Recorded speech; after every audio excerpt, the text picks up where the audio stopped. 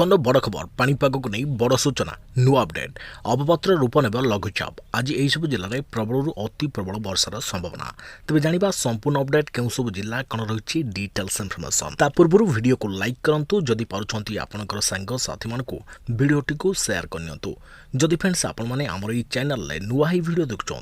पूर्व केवे भी सब्सक्राइब करना तेज निहाती चैनल को सब्सक्राइब करने सहित पाखे आसुवा बेल आइकन को बजाय रखता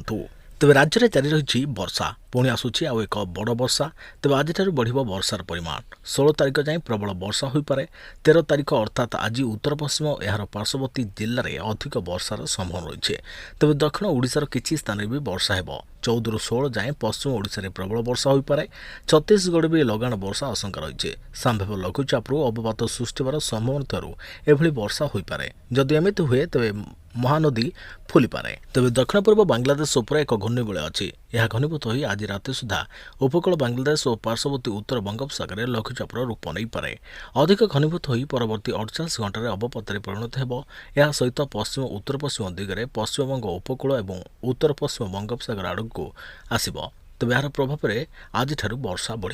तेज आज अधिकांश स्थान में हालकार मध्यम धरण वर्षा होवर संभावना रही तेज कलाहांडी प्रबल अति प्रबल वर्षा नहीं ऑरेंज वार्निंग जारी होइछे नवरंगपुर कोरापुट मालकानगिरी मयूरभंज केन्दुझर सुंदरगढ़ बालेश्वर भद्रक जाजपुर केन्द्रापड़ा कटक